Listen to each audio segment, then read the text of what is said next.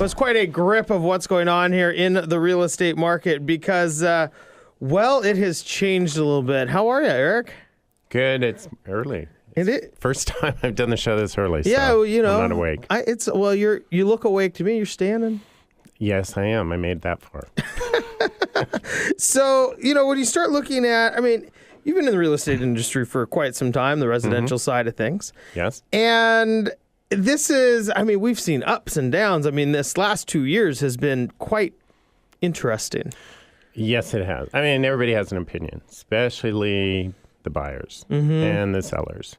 Where they're getting their source information, though, depends. Well, like you were just saying before.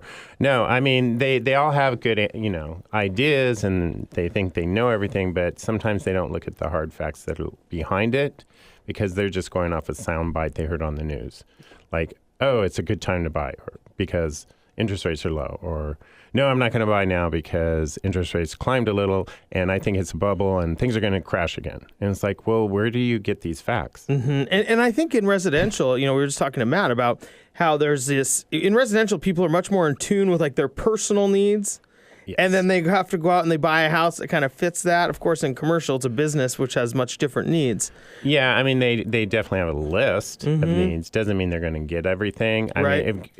I'd say almost every conversation in the beginning is, here's everything I want in a house, and I expect it. And then they end up with something else. And then, but you hear it, and you know where they're wanting to live, and you know in your mind, well, you're not going to get all of that if that's what you want to spend. We might find all of that if we go to a different area, but you have to just take them down the journey to let them learn it.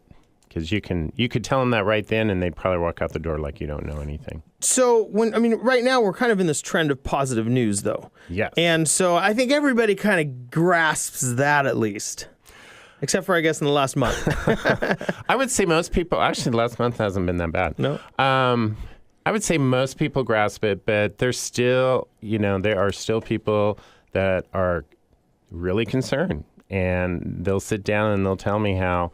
They just know it's not a good time, that they think we've overinflated again and that we're going to also drop prices again in the next year and that they're just going to wait it out because they just feel that, this pending doom. And, but if you look at everything, we've had 22 months of a strong surge of sales activity. It's not dropping. The buyers are out there. People want to get in. We have the job growth. It's a pent-up demand of low inventory. Investors are coming back in our market. Investors are very savvy. They wouldn't be investing in this market if they didn't see that this is a good place to be and that they're going to be making profits. So, and there's, with the jobs market increasing, we are getting a lot of transferees. And they're coming in and they're buying. Because they're coming from other markets and they know. They're here, they see it, they want to jump. So when you start looking at all of this is obviously something that, I guess if you're in tune with the real estate market, or listen to our show consistently, then you really would realize that these are some things that are all contributing to the market. And then you start looking, I guess, that's over the last 22 months. What have we seen over the last month? Well, if you look back at August, typically it would be a slow month. We would expect things to drop a little. But sales were up 8.7% over a year ago. That's pretty amazing for August. That's showing we're still, sales are up. People are still in there. Showing also, Puget Sound area is really a healthy market.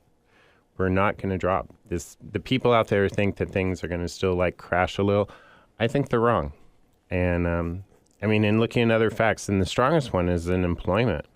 Job growth has to be the biggest contributor. Right. If people are getting jobs, money is coming into the house, people are, they want a home. It's still, most Americans want to own their own home. They don't want to rent. And people are realizing they're jumping in. And even with, last month, with interest rates are going up, but we still saw an increase. So, people were worried that was going to keep people out. I don't think it is. Do you tend to see the future continuing this route? I mean, of course, we still have strong job growth. I mean, Amazon's obviously not going anywhere. Microsoft probably isn't going anywhere. At least their advertisements for tablets would assume that they are selling us some of those things by now. I would say the tech industry is our best friend here in Seattle. I mean, they're considered like innovation jobs, and Seattle just ranked 4 in the U.S. as the best area for tech. I mean, we're just behind basically the 3 areas around San Francisco. I mean, that is a real strong indicator.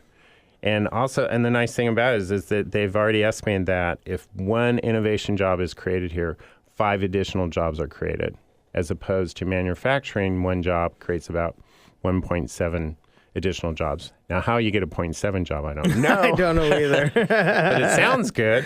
When you, but all those, it's growing. I mean, like you were just talking before, Google's coming. They're expanding. We are a hot market. So when you start talking about this, one innovation jobs equals 5 additional jobs. I think that was done at like Microsoft a long time ago. Mm-hmm. It's happening again as more tech or innovation jobs come in.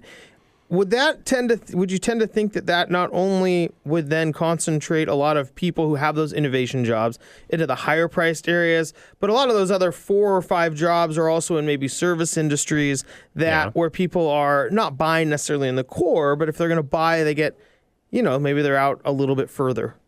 They're not Google wages. Yeah, it'll be the trickle down effect. Mm-hmm. But I also think like everybody has this illusion that everybody who gets that job at Google or Amazon is making a lot of money. Yes, some are. I mean, there's no denying it. But it's like any business, Not everybody's going to be making the big bonuses and everything. They'll have some incentives, but depending if you're an engineer, sure, you're in demand, you're going to get a good job. But let's say you're going in to be an executive assistant, you might have stock options, but I doubt you're getting paid the same kind of figures as someone else. I mean, they're like any other big business. Sure. Oh, absolutely. But there are a lot of those high-paying jobs where if you go to manufacturing sectors, you don't have as many high-paying developers, et cetera. There are the high-paying jobs now, yes. So but now, will that continue? Who knows? It's hard to say because they're in demand today. But, it's like anything. There was a time when lawyers were in demand, and then suddenly we had more lawyers than we needed. Suddenly. Eric Robison joins me. Eric, so as you start looking at all of this, the economy, the housing market, all of that in Seattle. I mean, what do you see as what do you see people thinking about it that maybe is different than what's really transpiring? What they think is different? Yeah, I mean, when you start looking at, you're talking to buyers or sellers, and they obviously have some misconceptions because of, they're not looking this deep into it. What are some of the big misconceptions people have? Well, on the seller side, I would say a misconception is that they can just put a number out there and that they're going to have, everyone's going to run to them and pay them more money. Mm-hmm. The buyers are savvy. Yes, if you're priced right and you're that hot property in the right neighborhood, you still can get the multiple offers, but not everybody is. So they need to be realistic about that and approach it as this is their home, what's the best way to market it? And yes, if those multiples come, that's a good thing.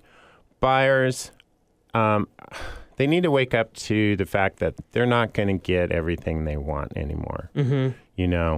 They can get a lot, but sellers still have a little bit of an edge on it, and they're not going to give you the moon.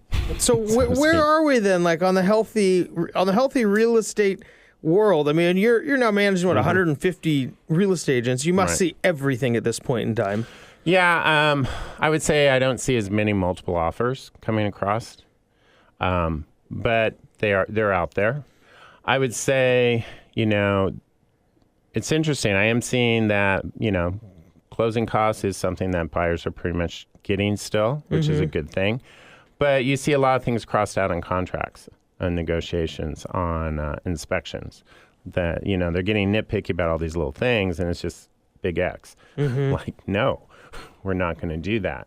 And that brings it back to where buyers need to realize, if you're not buying a new house, doesn't mean the seller needs to make sure that it is new. It's new. It's like you saw what it was, you saw the age of it, you've done an inspection, but some of it, you got to take some on your back. I mean, I imagine sometimes yes, we know the roof isn't perfect. Right. That's why we're selling the house. Right. It's like sometimes you got to explain to them, this person has done so much to the house, and we've investigated, and it looks like they did a good job.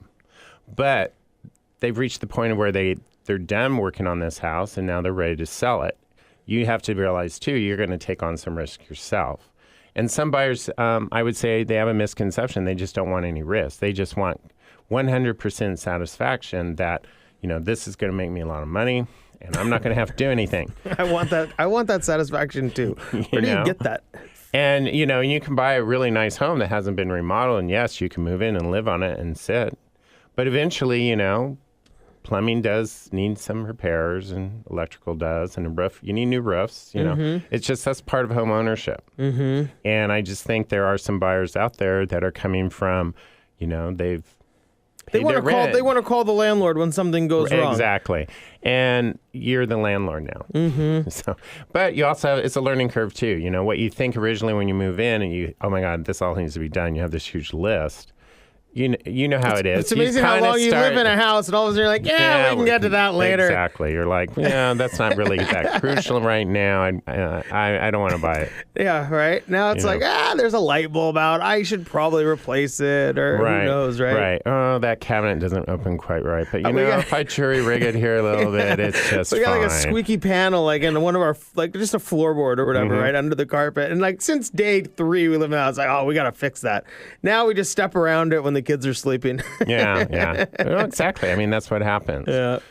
Eric, always a pleasure, man. It sounds like things are still moving pretty well in the real estate industry. Definitely things are moving. Inventories are coming up a little bit, but it's still the big demand. I mean, kind of healthy at this point in time versus... I think it's very healthy. I think it's going to continue on. I don't think the ones who think that are sitting on the sidelines again because they missed... The last, when prices started to go, interest rates they're still sitting thinking that they still know it and they're going to come out okay. And I'm like, you've already lost, They've been waiting for 2 years at this point in time. Wow, exactly. And it's like, I don't know if you're ever going to move. Right. And don't you love working with those clients?